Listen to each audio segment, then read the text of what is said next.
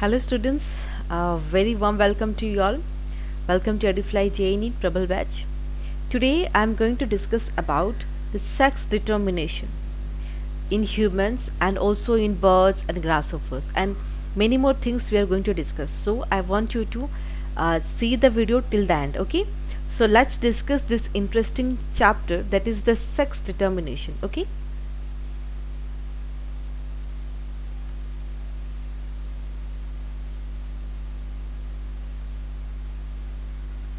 Okay. So before discussing the sex determination, basic thing you should know. Say there are 23 pairs of chromosome. Okay, there are 23 pairs of chromosome. I'm speaking about the humans. Okay, about the mammals, right? The 22 pairs, they are known as autosomes, that is body chromosomes. Okay, autosomes, and this 22 pairs is same in case of both male and female. That means I mean that 22 pairs of chromosome, this is same in case of both male and female. Okay, one pair of sex chromosome is there. Okay, one pair, right? One pair. 23 pairs means there are total 46. अगर number होता तो 23 into 2, that is 46 chromosomes. One pair is a sex chromosome. Okay, and that sex chromosome will determine that if the child is a male or female. ठीक है, body chromosome male female में दोनों ही same रहेगा, but जो sex chromosome होगा mail में क्या होगा? Male will have XY. Okay, Y chromosome is present in male, and female में क्या होता है? Female has XX. That means if X, अगर फीमेल का एक X और मेल का एक X, दोनों से 50% chromosome, there are chances if there is mating between any male and female or any couple, 50% chromosomes from male and 50% from female. ठीक है ना?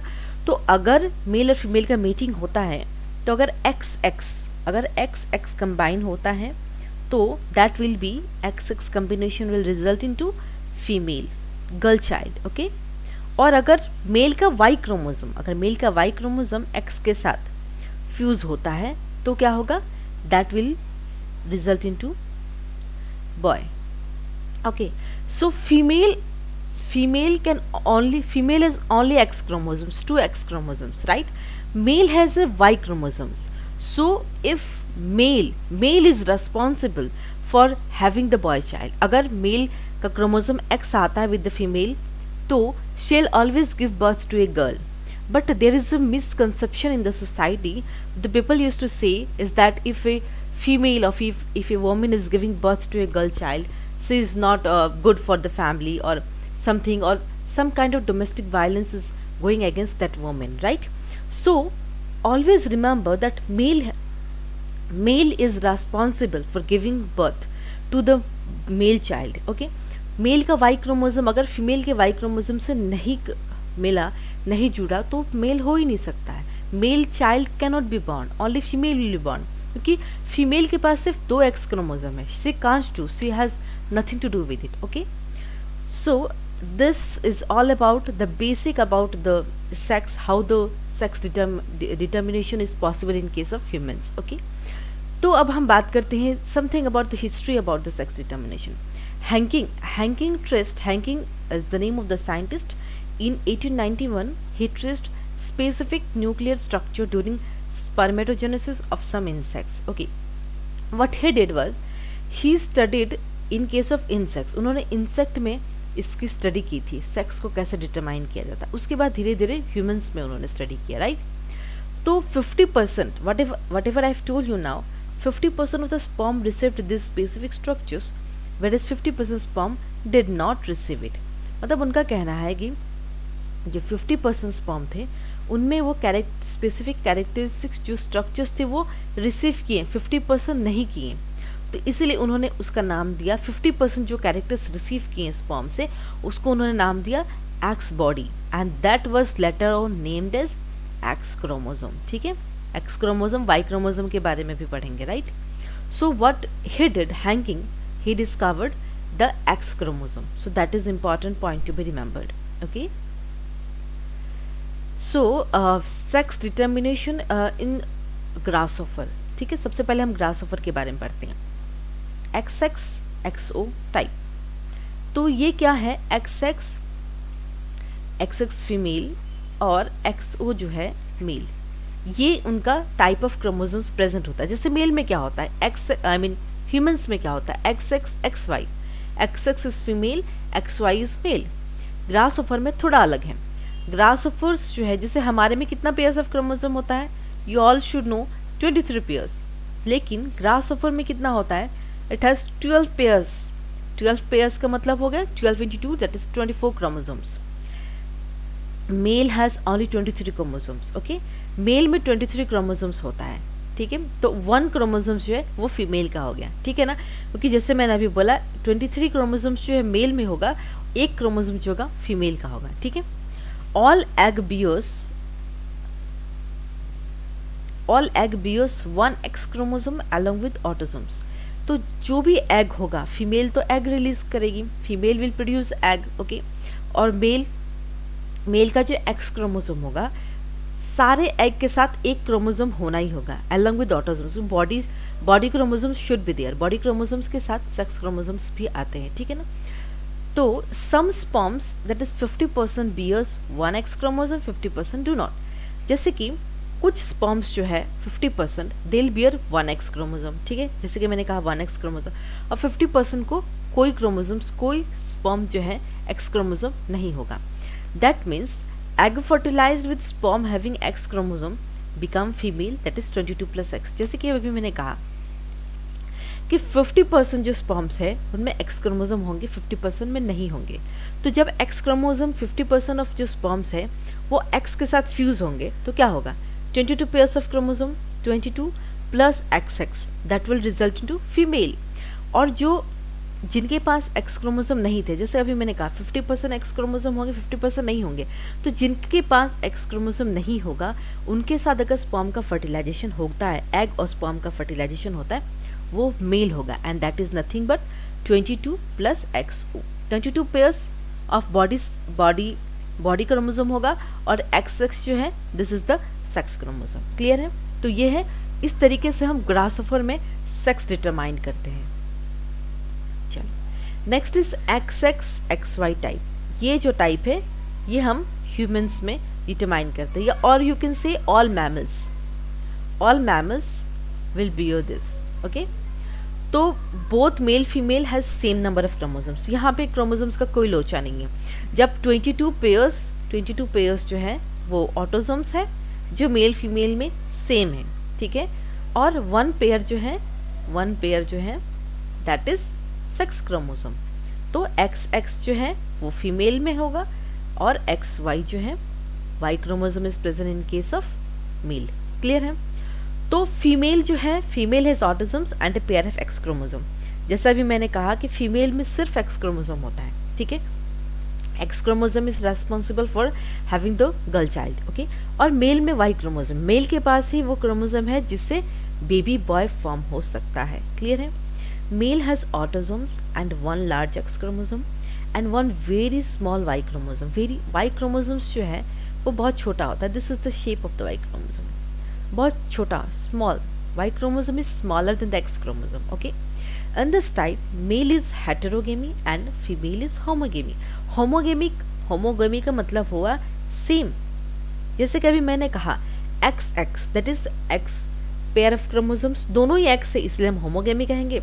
लेकिन मेल में क्या होता है, XY होता है, that means they have different pair of chromosomes. XY दोनों ही अलग अलग हैं, X भी अलग है, Y भी अलग है ना, इसलिए हम उसको कहेंगे heterogamy in case of male, and female is homogamy, that is same gamete, same types of gamete is known as homogamy. Okay, चलो next will see about ZW type.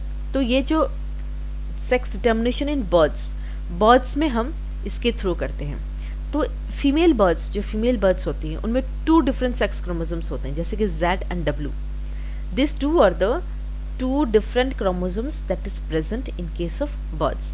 उनमें XY नहीं होता, उनमें Z एंड W होता है. ठीक है. जो मेल बर्ड्स होते हैं, जो मेल बर्ड्स है, दिस ये जो सबसे पहले जो लिखेंगे हम वो मेल है and female. Okay. Female is the second one. That means male birds जो हैं उनका सिमिलर सेक्स क्रोमोसोम्स होगा. थोड़ा सा मैमल से डिफरेंस है. मैमल से डिफरेंस यहाँ इस सेंस में है कि जो मेल क्रोमोसोम जो बर्ड्स में होगा वो उनका क्रोमोसोम सेक्स सेम होगा, लेकिन मैमल्स में क्या था, फीमेल में था, आई मीन ऑपोजिट हो जाएगा बर्ड्स में. ठीक है. मेल बर्ड्स में 2 सिमिलर सेक्स क्रोमोसोम्स है, that is called ZZ. In this type of sex determination female is heterogamy. लेकिन मैमल से थोड़ा सा अलग ये है, फीमेल में इसमें हेटेरोगेमी है, लेकिन मेल होमोगेमी, मतलब मेल में सेम गैमेट्स प्रोड्यूस होते हैं, लेकिन फीमेल में हेटेरोगेमी होते हैं, मतलब 2 different gametes are present, that is ZW. Clear है. थोड़ा सा डिफरेंस है, थोड़ा सा ऑपोजिट है with respect to mammals. Clear. Next very important topic that is mutation. Mutation क्या होता है? म्यूटेशन वो होता है ना, अगर हमारे बॉडी में क्या होता है, जीन्स होते हैं. जीन्स, तो ये जो जितने भी जीन्स है कहाँ प्रेजेंट होते हैं, सभी को पता है. Genes are present on chromosome. ठीक है. तो ऐसा होता है कभी कभी कि जो भी कभी कभी उस जीन में कुछ चेंजेस आ जाते हैं, या तो वो जीन कहीं अच्छे तरीके से लोकेट नहीं है, या फिर एक्स्ट्रा जीन ऐड हो गया, या फिर जीन वहाँ से डिलीट हो गया. I mean that gene is not present on the chromosome that should be there, right, and that is known as mutation. That means वो जीन्स जो हमारे बॉडी की नॉर्मल फंक्शनिंग के लिए ज़रूरत है, अगर वो जीन वहाँ से रिमूव हो गया है या फिर वहाँ extra pair of gene add हो गया है, तो that is known as mutation. Okay. So, seeing the definition, the phenotypic variation occurs due to change in gene or DNA sequence is called mutation. Whatever I have told you, जब भी gene में कोई change होगा, ये DNA sequence जो है, you all know DNA sequence, जैसे कि वेलाइन हो गया, ल्यूसीन हो गया, CAC. अभी मैं आपको डिटेल्स में पढ़ाने वाली हूँ about the DNA sequence. Okay. तो जो भी डीएनए सीक्वेंस बहुत लंबा होता है. ये आपको थोड़ी सी इंफॉर्मेशन डीएनए सीक्वेंस के बारे में दे देती हूँ. सपोज CAGATC ... एंड इस साइटोसिन के साथ गुआनिन विल पेयर, एडेनिन के साथ थाइमिन. तो ठीक इसी तरह जीन की पेयरिंग होती है इन केस ऑफ डीएनए. लेकिन अगर ऐसा हुआ कि कोई भी जीन जो है म्यूटेट हो गया, या तो वो पेयरिंग नहीं हो पाई करेक्शन से, या फिर वो जो जीन है वो रिमूव हो गया वहाँ से, तो उसी के थ्रू म्यूटेशन होता है ना. तो द लॉस का मतलब हो गया डिलीशन, अगर जीन डिलीट हो गया, या गेन, दैट मीन्स अगर gene increase, I mean extra gene add हो गया है, दैट इज इंसर्शन. और डुप्लीकेशन मतलब एक जीन की जगह 2 जीन आई मीन ऐड हो गया. ठीक है. So that of A segment of DNA results in alteration in chromosomes. तो जब भी चेंजेस होगा डीएनए सीक्वेंस में, जो भी अगर गेन हुआ या loss of that DNA results in alteration chromosomes में. जो हमारा बॉडी क्रोमोसोम्स, ये हमारे बॉडी में इतने सारे क्रोमोसोम्स हैं ना, 23 पेयर्स. तो उनमें अगर जो भी चेंजेस आ जाएंगे, जब भी जीन में चेंजेस होंगे, definitely there will be changes in the chromosome, because genes are present on the chromosome. So it is called as chromosomal aberrations. That is it is known as chromosomal, that is abnormalities. Chromosome में कोई defect होता है, उसको कहेंगे हम chromosomal abnormalities, जो हम पढ़ने वाले हैं. ठीक है. Basic thing about mutation you should no कि म्यूटेशन कैसे होता है, क्यों होता है, राइट. तो हम पहले बात करते हैं gene mutations. The mutation that takes place due to change in a single base pair of DNA is called gene mutation और पॉइंट म्यूटेशन. तो जीन म्यूटेशन, जैसे कि जीन में अभी मैंने आपको बोला कि जीन में म्यूटेशन हुआ, कैसे हुआ, अगर किसी ये जो अभी मैंने ये जो CG ये सब क्या है, AT, what is this, these are nothing but base pair of DNA that is used to form जो भी एक कंप्लीट डीएनए सीक्वेंस अगर हम बनाते भी हैं तो उसमें जीन का पेयरिंग होना बहुत ज़रूरी है, single base pair of DNA. And these are nothing but the base pair, guanine, cytosine, adenine, thymine. These are all the base pair of DNA. तो अगर इन बेस पेयर ऑफ डीएनए में किसी भी तरह का म्यूटेशन होता है, उसी को क्या कहेंगे, that is known as gene mutation और point mutation. That is a very common example is sickle cell anaemia. Clear है? ये सारे म्यूटेशंस होते हैं जो आपको बस अभी थोड़ा बहुत जानना है. ज़्यादा जो बहुत जेनेटिक्स के बारे में महारत हासिल करने वाले, तो उनको थोड़ा सा ज़्यादा पढ़ना पड़ेगा. This is the basic about the genetics that you should know. Okay. Frame shift mutations, deletion और insertion of base pairs of DNA is called frame shift. पहले हमने देखा कि जीन में क्या हुआ, जब म्यूटेशन एक single base pair of DNA में म्यूटेशन हो गया, या तो ऐड हुआ जीन या तो लूज हो गया. ठीक है, डीएनए बेस पेयर में. फ्रेम शिफ्ट म्यूटेशन में क्या हुआ, अगर डिलीशन और इंसर्शन, अगर जीन डिलीट हो गया, उस बेस पेयर ऑफ डीएनए से अगर कोई सीक्वेंस डिलीट हो गया या गलत इंसर्शन हो गया, उसी को क्या कहेंगे, frame shift mutations. Okay. So this is about the genetic disorders. Pedigree analysis. Pedigree analysis का मतलब होता है, ये जो पेडिग्री है इसके थ्रू हम ये पता कर सकते हैं कि जो अगर mother and father if both are affected, then how we can correct that gene. ठीक है, पेडिग्री के थ्रू हम ये जान सकते हैं कि जो कपल अगर with the mating if they are having the child, अगर उसका चाइल्ड अफेक्टेड होगा कि नहीं, with pedigree we can know that. अगर फैमिली में किसी तरह की कोई जेनेटिक एबनॉर्मेलिटीज हैं, तो there are chances that from the granddaughter, from the grandfather or grandmother, that can pass to the grandson or grandchild. Okay. So pedigree analysis, the study of inheritance of genetic trait and several generations of family is called pedigree analysis. जैसे कभी मैंने कहा, हमारे में जो भी gene की inheritance है कहाँ से आए, हमारे पूर्वज से आते हैं, राइट. हमारे दादा, उनके दादा, ऐसे करते हुए बहुत सारे जनरेशन्स के थ्रू हम आते हैं. तो कभी ऐसा होता है कि अगर किसी पेरेंट्स में किसी तरह की कोई अबनॉर्मेलिटीज़ नहीं है, नो जेनेटिक प्रॉब्लम, तभी भी बच्चा क्यों जेनेटिक प्रॉब्लम आता है. अ वेरी इंपॉर्टेंट क्वेश्चन ये है कि अगर दो कपल की मीटिंग होती है और वो बेबी किसी तरह की कोई जेनेटिक प्रॉब्लम्स होता है, तो दैट डजंट मीन दैट कि जो पेरेंट्स अफेक्टेड नहीं हैं तभी बेबी अफेक्ट हो सकते हैं या नहीं. वो ग्रैंड पेरेंट्स से भी आ सकता है. अगर फैमिली हिस्ट्री में किसी को किसी तरह की जेनेटिक प्रॉब्लम्स थी, तो वो ग्रैंड चाइल्ड में पास हो सकता है. ठीक है, तो हम पेडिग्री एनालिसिस के थ्रू ये जानते हैं कि किसी तरह की कोई फैमिली में डिसऑर्डर्स है, तो हम उसको या तो करेक्ट कर दें या फिर उस बेबी को इस वर्ल्ड में नहीं ले आना ही बेटर है. ठीक है. So it helps in genetic counselling to avoid genetic disorders. तो हम जेनेटिक काउंसलिंग, जो जेनेटिक के प्रोफेशनल्स हैं वहाँ से जाके हम काउंसलिंग करते हैं ताकि हम जेनेटिक डिसऑर्डर्स को कम कर सकें, और बच्चे जो जितने भी इस दुनिया में आए सारे नॉर्मल हो, they shouldn't be abnormal. Okay. तो अब हम बात करते हैं सम सिंबल्स. ओके, सिंबल्स, कुछ सिंबल्स मैं आपको बताती हूँ that is used in the pedigree and that you have to remember, क्योंकि जब पेडिग्री की बहुत सारे क्वेश्चंस आपको आने वाले एग्जाम में, तो आपको ये ध्यान रखना होगा. ओके, चलो. So this symbol represents is male. ठीक है, ये मेल है, मतलब स्क्वायर शेप में. और अगर राउंड होता है, मतलब in this way you can identify a male और फीमेल. ठीक है, तो फीमेल, ये फीमेल है. ठीक है. And this is sex unspecified, मतलब we don't know whether it's a male और फीमेल, कुछ भी हो सकता है. ठीक है, may be it may be transgender. Okay, sex unspecified. ठीक है. नेक्स्ट, अब हम बात करेंगे अफेक्टेड इंडिविजुअल्स. अफेक्टेड इंडिविजुअल्स कैसे दिखते हैं. ठीक है.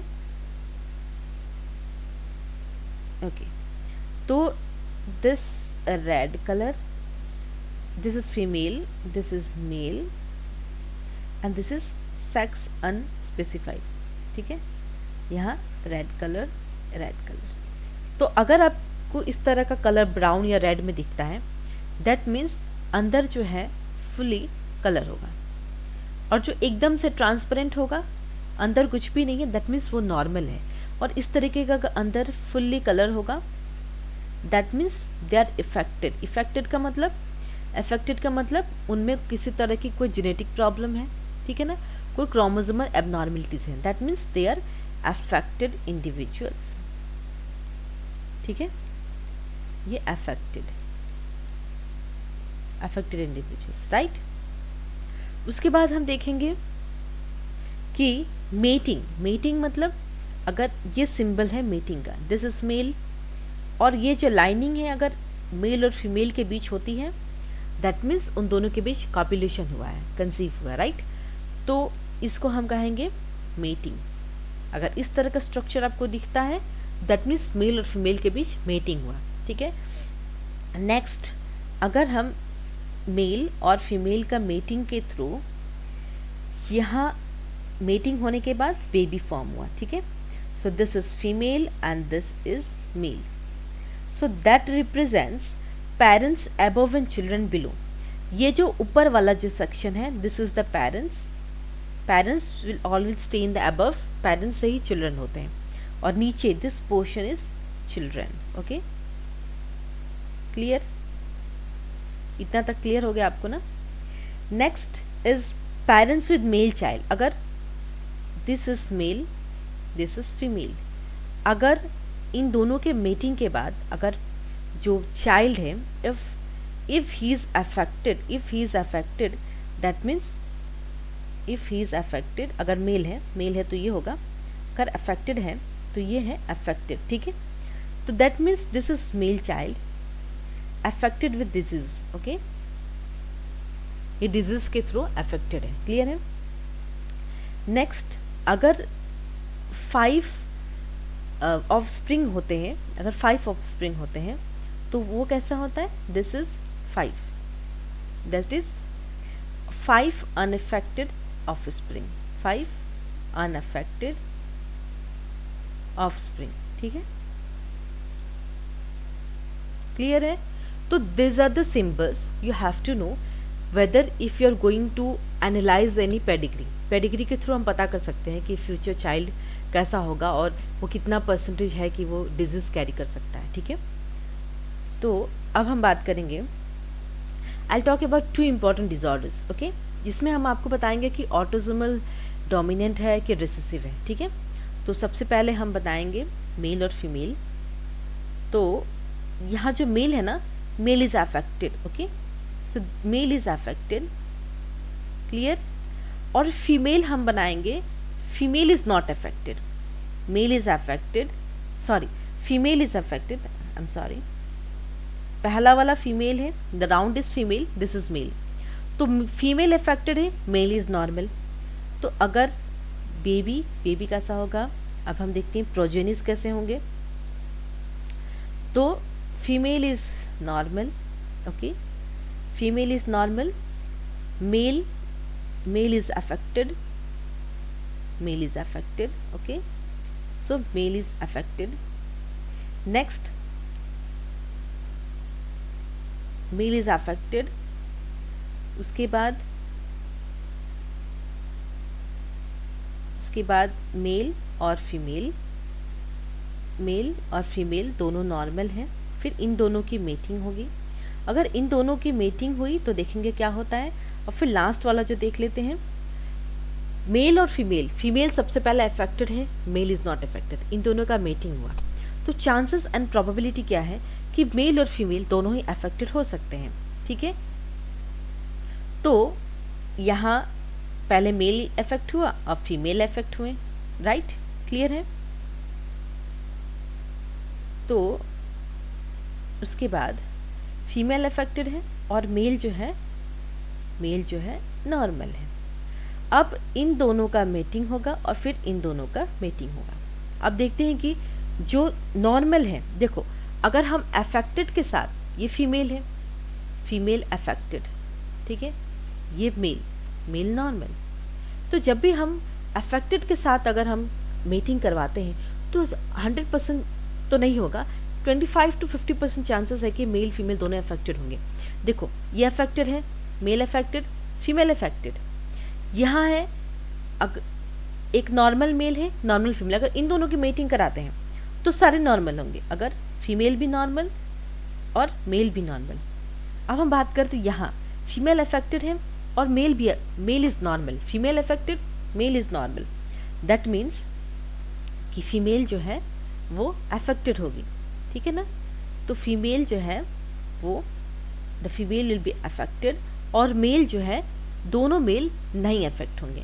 अब आपको ये बताना है कि इसमें ऑटोसोमल डोमिनेंट कौन सा है या रिसेसिव है, या कितना परसेंटेज ऑफ जो चाइल्ड है they will carry the disease, ठीक है। जो रेड वाला है दे आर अफेक्टेड, क्लियर है। सबसे पहले हमने अफेक्टेड फीमेल के साथ अफेक्टेड मेल का क्रॉस करवाया, मेटिंग करवाया।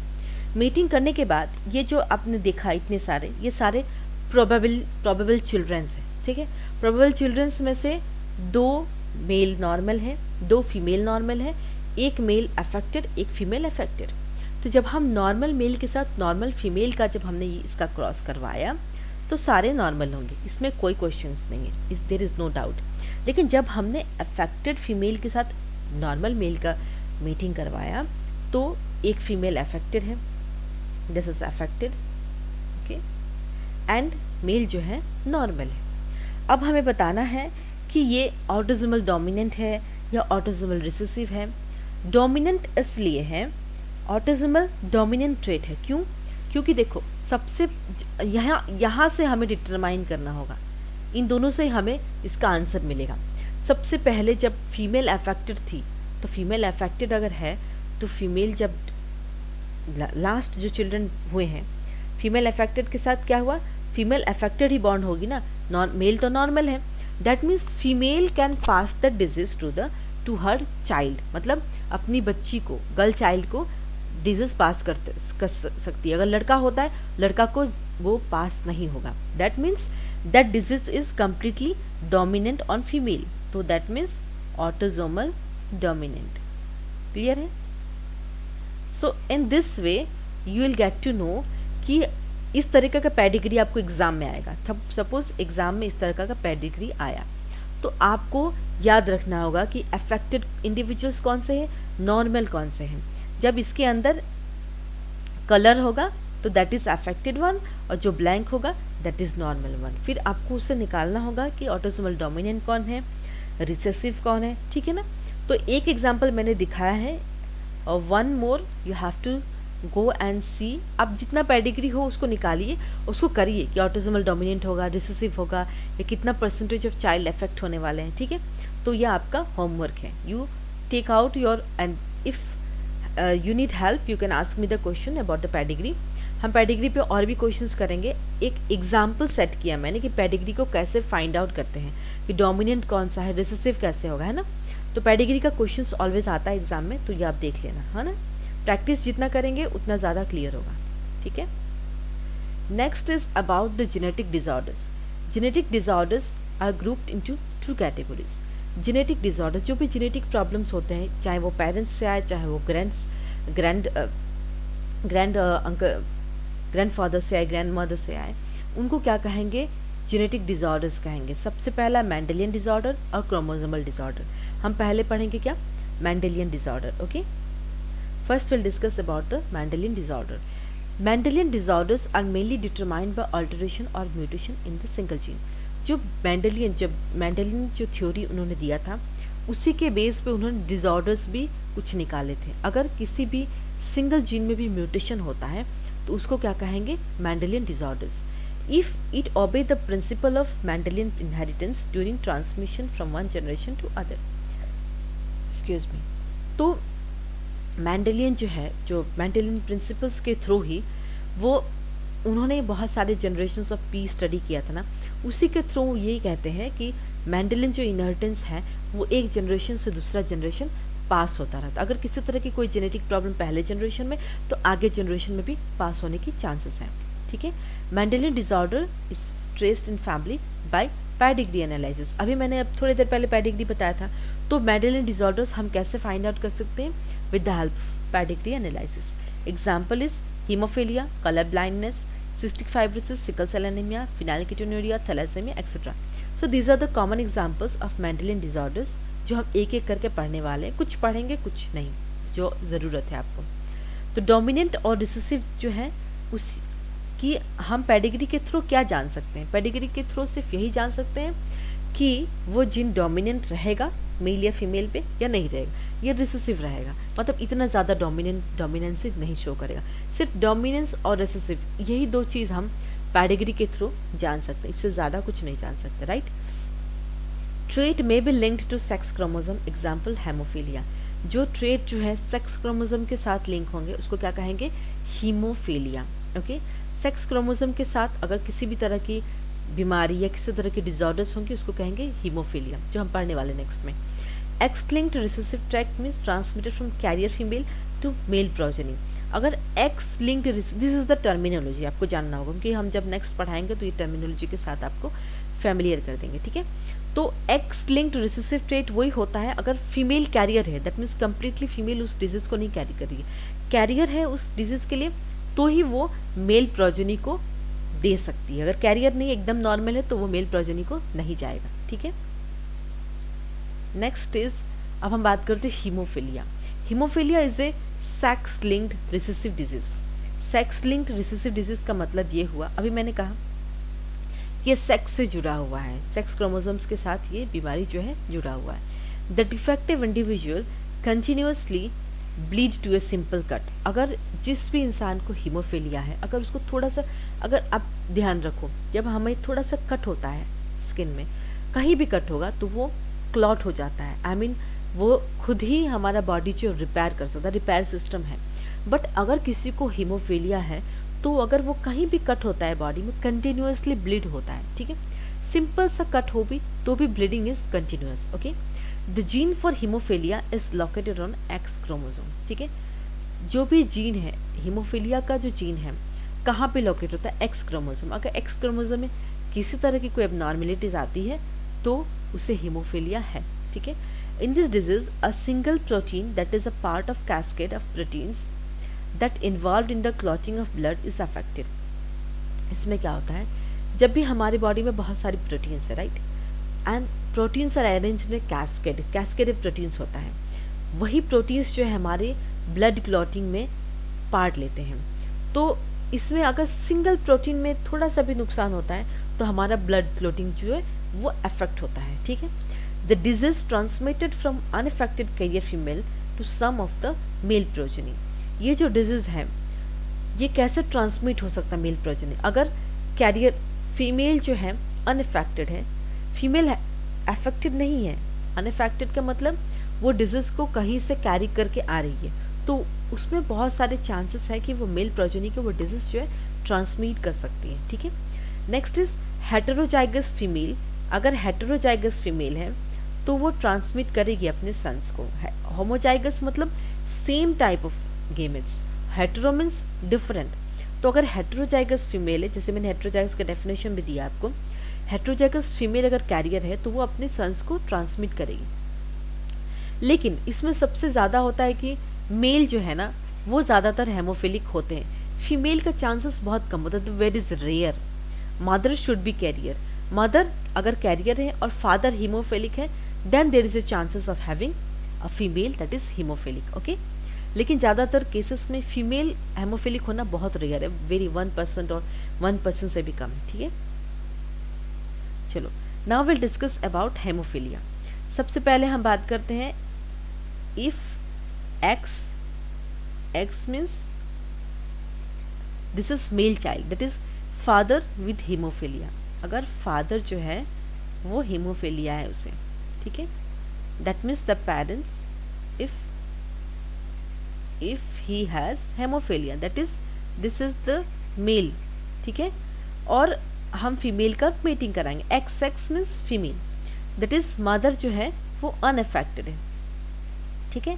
Mother is unaffected bye haemophilia, mother जो है वो अनअफेक्टेड है, क्लियर है।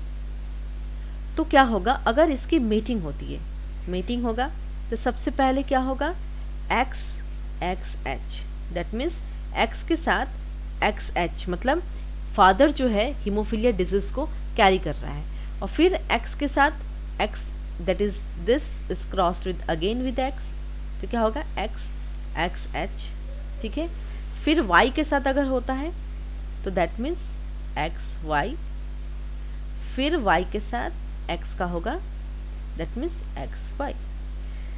It means that all daughter, मतलब ये जो है एक्स एक्स क्रोमोसोम का मतलब डॉटर हुआ, एक्स वाई का मतलब हुआ male, that means daughter will be affected, clear है, will be carrier for that disease.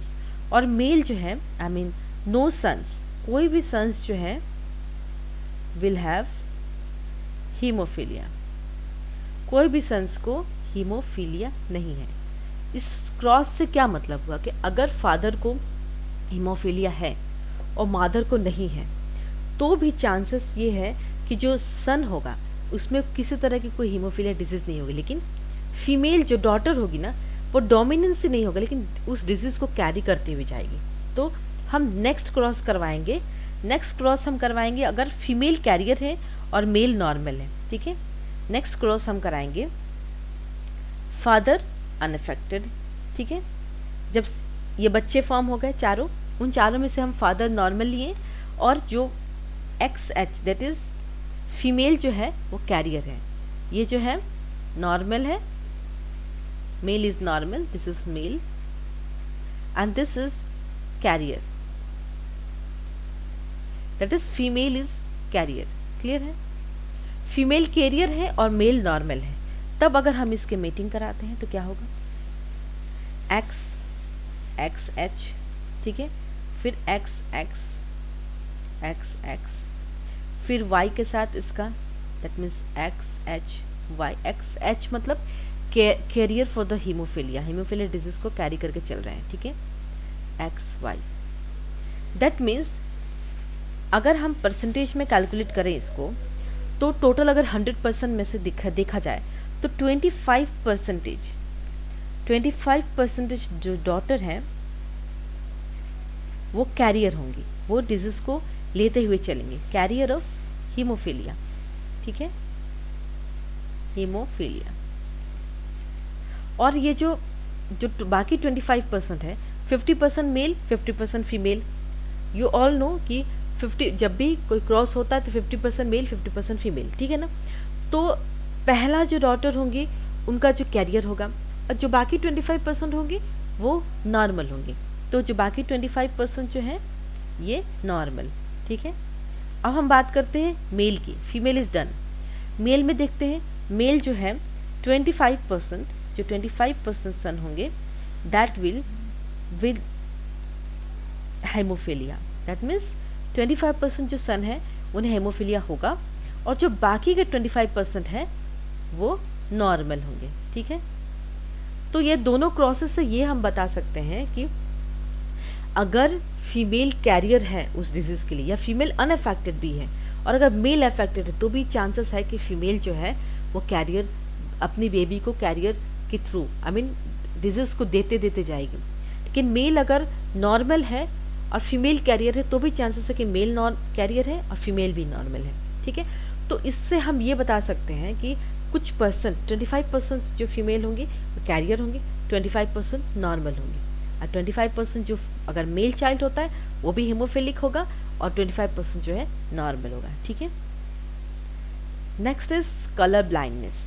Colour blindness is nothing but, colour blindness वो होता है जैसे कि अगर कोई ग्रीन या रेड लाइट को नहीं अच्छे से आई मीन डिफरेंशिएट कर सकता है, उसी को क्या कहते हैं, कलर ब्लाइंडनेस कहते हैं, ठीक है। जैसे कि ये सेक्स लिंक्ड रिसेसिव डिसऑर्डर है, ये याद रखना, कलर ब्लाइंडनेस जो है सेक्स लिंक्ड रिसेसिव डिसऑर्डर, ये भी सेक्स लिंक्ड रिसेसिव डिसऑर्डर है, okay. So it is due to defect in, ये कहाँ डिफेक्ट होता है, आइज़ में, जो जीन प्रेजेंट इन आइज़ है, तो उसमें अगर हम रेड और ग्रीन, जैसे कि रेड और ग्रीन कलर को हम डिफरेंशिएट नहीं कर पाते, हम रेड को हमारे आँख से ग्रीन दिखे और ग्रीन जो है रेड दिखे, तो जब भी अगर कोई रेलवे एग्ज़ाम्स के लिए जाते हैं तो ये जो मेडिकल फिटनेस जो टेस्ट होता है उनमें ये कलर ब्लाइंडनेस हमेशा देखना होता है, क्योंकि अगर उन्हें ग्रीन फ्लैग दिखाना होता है उसकी जगह वो ग्रीन को अगर रेड देखते हैं तो ये तो गलत हो जाएगा, राइट। तो इसीलिए इसमें जो कलर ब्लाइंडनेस जो पेशेंट होते हैं या जो भी चिल्ड्रन होते हैं उन्हें रेलवे के जॉब में एंट्री नहीं मिलती है because of this colour blindness, क्योंकि वो रेड और ग्रीन को डिफरेंशिएट नहीं कर पाते हैं, ठीक है। एंड ये डिजीज कैसे हो सकता है? म्यूटेशन इन सर्टेन जीन्स, और वो भी किसमें? एक्स क्रोमोसोम, ठीक है। तो जो भी म्यूटेशन होगा और जीन्स कहाँ पे होगा? एक्स क्रोमोसोम में अगर कोई म्यूटेशन होता है तो ही ये कलर ब्लाइंडनेस फॉर्म होता है। और ज़्यादातर ये 8% मेल और 0.4% फीमेल में होने की चांसेस है। कलर ब्लाइंडनेस ज़्यादातर मेल में ही होता है, फीमेल में बहुत कम होता है, ठीक है ना। तो next is types of colour blindness. Monochromatism, that is the condition of complete colour blindness in which all colours appear as shades of grey. Mono मतलब सिंगल, सेम ना। तो अगर मोनोक्रोमेटिज्म मतलब अगर कलर ब्लाइंडनेस जो है वो हर कलर में उनको ग्रे कलर दिखे, शेड्स ऑफ ग्रे। डायक्रोमेटिज्म मतलब the condition of partial colour blindness in which only 2 colours are possible, that means उन्हें डाई मतलब 2, कंडीशन ऑफ पार्शियल, तो पार्शियल कलर ब्लाइंडनेस रेड जो ग्रीन दिखेगा, ब्लू येलो दिखेगा, तो जो कलर उन्हें दिखना चाहिए उन्हें अलग कलर दिखना है, that is colour blindness. Daltonism मतलब the condition of colour blind person who unable to identify red green colour. तो अभी जो मैंने कहा सबसे मेन रेड ग्रीन कलर ही होता है in case of colour blindness. Red green और बहुत सारी चीज़ें हैं वो नहीं आइडेंटिफाई कर सकते, बेसिकली उनका कलर का लोचा होता है, आंख से जो कलर दिखनी चाहिए वो कलर नहीं दिखते हैं because of the mutation of genes on the X chromosome, ठीक है। चलो next will talk about sickle cell anaemia. The change in amino acid sequence causes hemoglobin molecule to crystallize when oxygen levels in the blood are low. As a result, red blood cells sickle and get stuck in the red blood vessels. तो sickle cell anaemia हमारा normally जो blood cells होता है वो कैसा होता है? Sickle cell anaemia जो है ये ऑटोसोमल, ये सब आपको याद रखना हो, autosomal linked recessive trait, autosomal linked recessive trait, ठीक है। तो ये जो हमारा ब्लड सेल्स कैसा होता है, इस तरीके का ब्लड सेल्स होता है, ठीक है। तो क्या होता है जब हमारे बॉडी में अगर किसी तरह की एमिनो एसिड सीक्वेंस है that will cause haemoglobin molecule to crystallise. तो अगर हम बॉडी में खाना खाते हैं, right, proteins, if you take intake of proteins is a large particle, amino acids जो है एमिनो एसिड्स को जोड़ के हम प्रोटीन बनता है।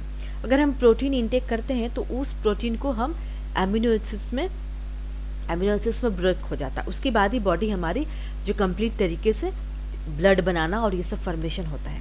तो जब भी जो एमिनो एसिड, अभी मैंने बोला ना कि प्रोटीन्स लार्जर पार्टिकल है, उसको टूटेगा तो एमिनो एसिड होगा। तो जो एमिनो एसिड जो है उसमें अगर चेंज आ गया, अगर किसी तरह की हेमोग्लोबिन मॉलिक्यूल्स जो है वो क्या करेगा, अगर एमिनो एसिड सीक्वेंस में चेंज आ गया तो हेमोग्लोबिन मॉलिक्यूल को क्रिस्टलाइज कर देगा, that means oxygen level blood में कम हो जाएगा और इसीलिए हमारा ब्लड का जो सेल्स होगा वो इस तरह से सिकल शेप में हो जाएगा, सिकल शेप में हो जाएगा और वो हमारे जो ब्लड वेसल्स हैं उसमें फंस जाएगा, स्टक हो जाएगा। तो इसी को कहते हैं सिकल सेल एनीमिया।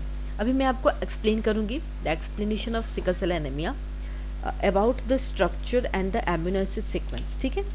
तो सबसे पहले हम बात करते हैं डीएनए सीक्वेंस। डीएनए सीक्वेंस कैसा होता है in case of sickle cell anaemia?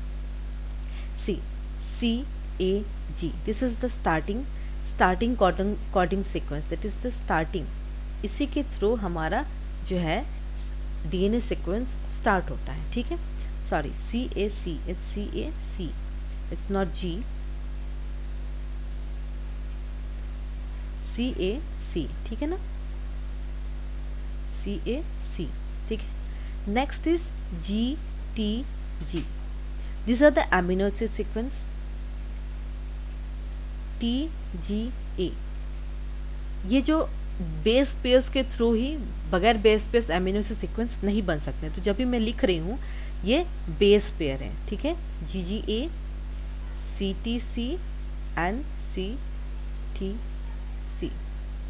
तो इस तरीके से आप cytosine will pair with guanine, adenine will pair with thymine, cytosine will pair with guanine. इस तरीके से पेयरिंग करते जाइए, adenine thymine with adenine, guanine with cytosine, guanine with cytosine, adenine with thymine, cytosine with guanine, thymine के साथ cytosine, cytosine guanine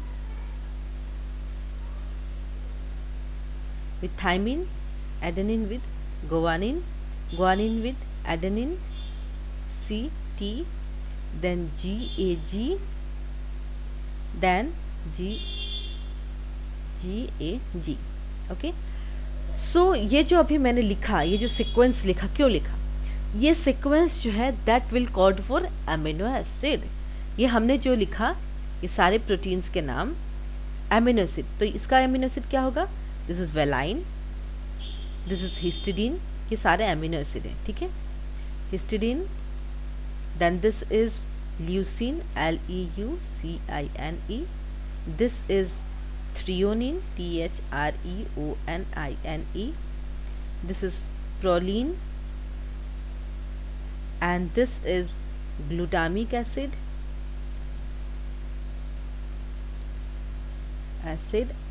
okay, and this way the sequence will continue.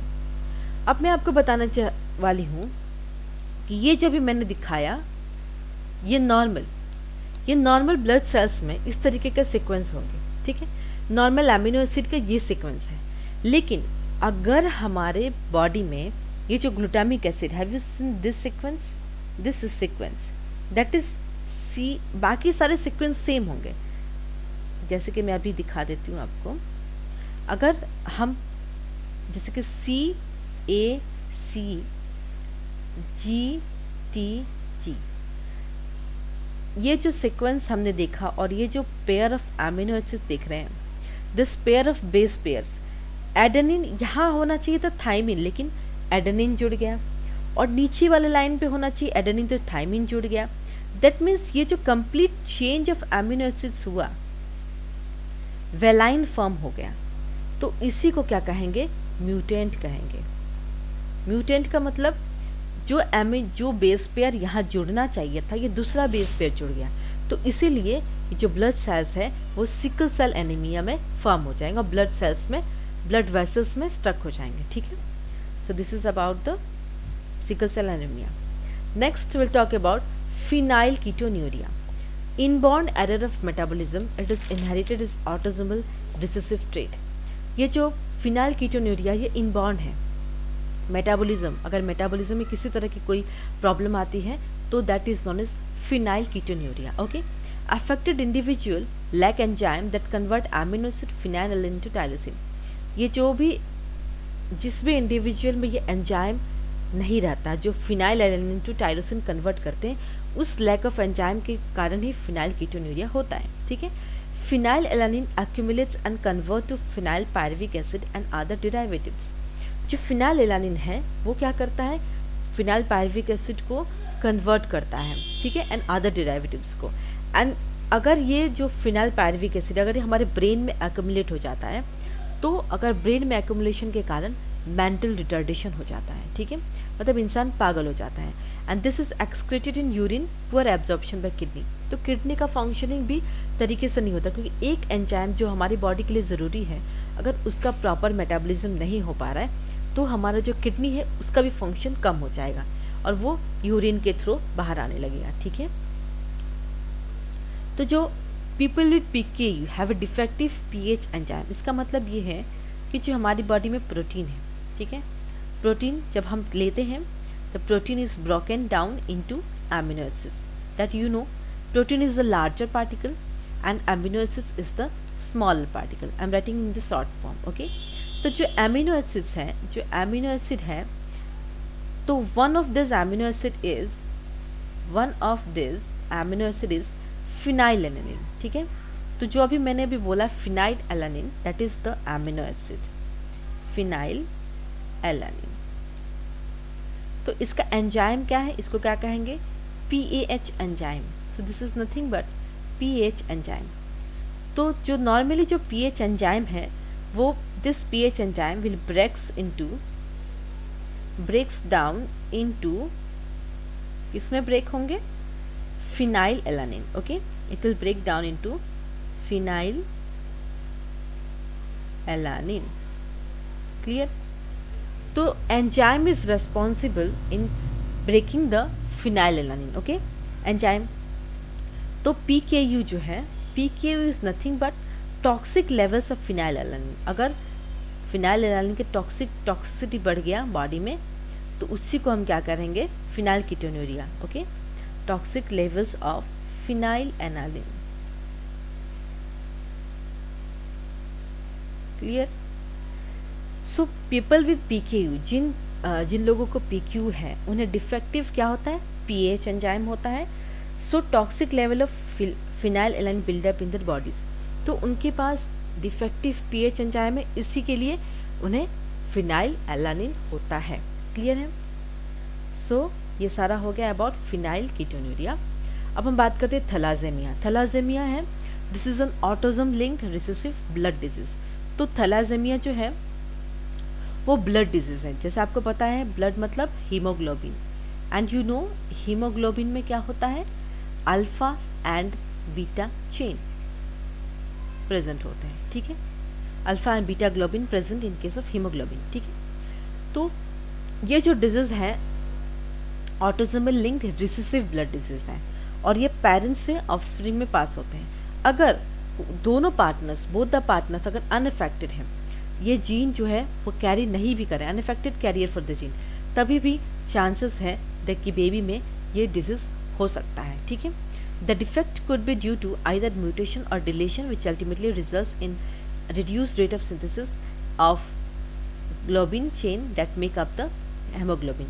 ठीक है, तो ये जो डिफेक्ट क्यों हुआ? ये जितने भी हम जेनेटिक डिजीजेस या क्रोमोसोमल डिजीजेस या मेंडेलियन डिसऑर्डर्स पढ़ रहे हैं, ये सब जीन म्यूटेशन का खेल है. अगर किसी भी तरह कहीं से जीन ऐड हो गया या डिलीट हो गया, जो जीन नहीं चाहिए हमारे बॉडी में वो दोबारा से ऐड हो गया, तो उसी के थ्रू ये जो म्यूटेशन है इसीलिए हमारे बॉडी में कहाँ हीमोग्लोबिन को अफेक्ट करता है. बेसिकली थैलासेमिया जो है वो हीमोग्लोबिन को अफेक्ट करता है, उसी के थ्रू ये डिजीज होता है. ठीक है, this causes the formation of abnormal haemoglobin molecules resulting into anaemia. अगर किसी भी तरह की कोई चेंजेस होती है हमारी ब्लड सेल्स में तो एनीमिया होता है. किसी भी इंसान को अगर थैलासेमिया है तो उसे एनीमिया होता है. एनीमिया मतलब ब्लड की कमी होता है ना. एबनॉर्मल हेमोग्लोबिन, एबनॉर्मल जो है हेमोग्लोबिन एबनॉर्मल हो जाता है तो उसी को हम क्या कहते हैं? एनीमिया कहते हैं. तो जो अल्फा और बीटा चेन, इसके बारे में जानना है कि alpha thalassaemia two linked gene, two closely linked gene that is HbA1 HbA2. तो ये दो जीन्स हैं जो बहुत क्लोजली लिंक होते हैं अल्फा थैलेसेमिया में. और जो बीटा थैलेसेमिया है वो कंट्रोल बाय सिर्फ single gene that is HBB on chromosome 11. तो अब हम बात करते हैं कि जब अल्फा थैलेसेमिया अगर किसी को होता है तो हमारे कितने 22 पेयर्स ऑफ क्रोमोसोम है? 1 सेक्स क्रोमोसोम 1 पेयर है. तो जो 16 नंबर ऑफ क्रोमोसोम है वहाँ पे अगर किसी तरह का डिफेक्ट होता है तो उस इंसान को अल्फा थैलेसेमिया होता है. और अगर बीटा थैलेसेमिया है तो क्रोमोसोम नंबर 11 पे अगर किसी तरह की जीन डिफेक्ट है तो दोनों पेरेंट का अगर डिफेक्ट है उस जीन में तो chances of beta thalassemia is confirmed. Okay, अब हम बात करते हैं chromosomal disorder. Mendelian disorder is completed. Now will discuss about the chromosomal disorder. This is caused due to absence or excess or abnormal arrangement of one or more chromosome. तो अभी हम बात करते हैं मेंडेलियन डिसऑर्डर्स में, वो सब autosomal recessive और डोमिनेंट के बारे में बात थी. अब क्रोमोसोम्स के बारे में बात करते हैं. अगर कहीं भी किसी भी तरह की एबनॉर्मल अरेंजमेंट, जैसे कि हमारा कितना है 22 पेयर्स ऑफ क्रोमोसोम है, अगर किसी भी सपोज 16 हो गया, 23 हो गया, कहीं भी अगर एक्स्ट्रा क्रोमोसोम वापस से 16 जुड़ गया, अगर 23 जो नंबर ऑफ क्रोमोसोम्स है तो 23 पेयर पे 23 नंबर ऑफ क्रोमोसोम वापस से जुड़ गया, तो इसी कारण जो है क्रोमोसोम डिसऑर्डर होते हैं. फेलियर और segregation of chromatids, cell division cycle, gain और लॉस ऑफ क्रोमोसोम, एन्यूप्लेरी. तो अगर हमारे बॉडी में सेल डिवीजन होते हैं, ठीक है, तो अगर हमारे सेल डिवीजन में किसी तरह की कोई एबनॉर्मलिटीज़ रहती है तो उसी सेल डिवीजन के कारण ये क्रोमोसोमल डिसऑर्डर होता है. तो सबसे पहले बात करते हैं that is Down syndrome, aneuploidy. Aneuploidy this is the terminology that is use to describe the Down syndrome. Down syndrome वो होता है अगर हमारा 21 क्रोमोसोम, जो 21 नंबर क्रोमोसोम है, अगर उसका एक एक्स्ट्रा कॉपी हमारे बॉडी में without through the cell division present होता है, तो that is known as Down syndrome. तो डाउन सिंड्रोम के बारे में हम डिटेल्स में पढ़ेंगे। About the Turner's also will discuss. Turner's syndrome जो है loss of an X chromosome in female. That means अगर हमारे जो एक्स क्रोमोसोम है अगर उसका एक कमी हो जाता है फीमेल की बॉडी में, उसे क्या कहेंगे, Turner's syndrome, and that is known as monosomy. ठीक है। Failure of cytokinesis after telophase, that is increase in whole set of chromosomes, that is polyploidy. अगर हम बात कर रहे हैं अबाउट द ह्यूमंस, ओके। लेकिन जब हम प्लांट्स में आते हैं, अगर प्लांट्स में जैसे कि टेलोफेज जो सेल साइकिल होता है, सेल डिवीजन इन प्लांट्स की बात कर रहे हैं, अगर उसमें साइटोकाइनेसिस, जब हम सेल डिवीजन पढ़ेंगे तो वहाँ अच्छे से क्लियर होगा, और अपने 11th में सेल डिवीजन अच्छे से पढ़ेंगे, राइट। तो अगर हम फेलियर ऑफ साइटोकाइनेसिस का अगर फेलियर होता है, टेलोफेज जो साइकिल है वहाँ पे जो होता है क्रोमोसोम्स का जो होल सेट जो अगर 23 पेयर्स है तो उससे ज़्यादा हो जाता है, तो that is known as polyploidy. और पॉलीप्लोइडी जनरली ये ह्यूमंस में नहीं, सिर्फ प्लांट्स में देखने को मिलता है। So this you have to remember, NEET point of view से भी क्वेश्चंस आ सकते हैं। ठीक है। नेक्स्ट डिटेल्स पढ़ते हैं अबाउट डाउन सिंड्रोम, जैसे कि presence of an additional copy of chromosome that is number 21, और उसको कहेंगे हम ट्राइसोमी ऑफ 21। अगर 21 क्रोमोसोम नंबर 21 अगर वापस से एक कॉपी ऐड हो जाता है तो वो बेबी जो है डाउन सिंड्रोम होगा। तो अगर कोई इसके बारे में, कोई भी कपल है इसके बारे में जानना चाहते हैं तो they has to go for the test that is amniocentesis, and with that test ये जो कैरियोटाइपिंग, वो लोग कैरियोटाइपिंग करेंगे, उसकी न्यूक्लियस स्टडी करेंगे, क्रोमोसोम की स्टडी करेंगे। उसको स्टडी करने के बाद वो कंफर्म बताएंगे कि जो बेबी है उसमें डाउन सिंड्रोम है कि नहीं। अगर डाउन सिंड्रोम है तो it's better not to bring that child into the world. अगर नहीं है तो there is 100% sure that test will determine whether the child which you are carrying in your womb is he or she is going to have Down syndrome or not। ठीक है। तो ये सबसे पहले किसने डिस्क्राइब किया था, that is Langdon down in the year 1866। This is the name of the scientist who described this down syndrome. Okay. तो उनमें जो भी बेबी अगर किसी ने ये टेस्ट नहीं करवाया, ठीक है, तो अगर वो बेबी इस दुनिया में आता है तो that baby is not the normal one, he और she is the abnormal child. Okay. कैसे होते, शॉर्ट स्टेटेड, मतलब हाइट एकदम छोटा होता है, उनका जो सर है हेड स्मॉल छोटा बट राउंड हेड होता है, but that is not the complete, that is not the normal human structure. Completely उनका फिजियोलॉजी, फिजिकल और मेंटल दोनों ही एबनॉर्मल होता है। ठीक है। फरोड टंग, मतलब जो जीभ है, आई मीन जो टंग है वो निकला हुआ रहता है उनका जो माउथ है, जैसे हमारा माउथ क्लोज रहता है, उनका माउथ दिल ऑलवेज ओपन, हमेशा ओपन रहेगा, wide open, partially open mouth. Broad palm, जो हाथ है वो चौड़ा रहेगा। ठीक है। Physical, psychomotor and mental retardation, physical जो उनका बॉडी होगा appearance that is completely affected, और मेंटल, उनको मेंटल प्रॉब्लम भी होगा। अगर उनकी सपोज उस बच्चे का ईयर्स 15 ईयर्स है तो उसकी जो ब्रेन होगी ना वो 5-7 ईयर्स, वो सिर्फ 7 ईयर्स के बच्चों का जो समझते हैं उतना ही समझ सकता है, भले ही उसकी एज ज़्यादा है लेकिन उसका जो ब्रेन है वो उस तरीके से मैच्योर्ड नहीं होता in case of Down syndrome. Okay.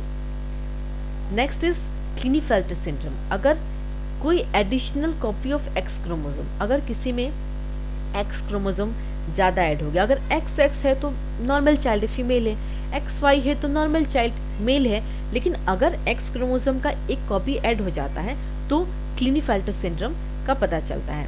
Karyotype, karyotype कैसे होगा, जैसे हमारा क्रोमोसोम जो है 46 क्रोमोसोम्स है, ठीक है ना, अगर उसमें एक क्रोमोसोम ऐड हो गया तो कितना हुआ, 47 हुआ।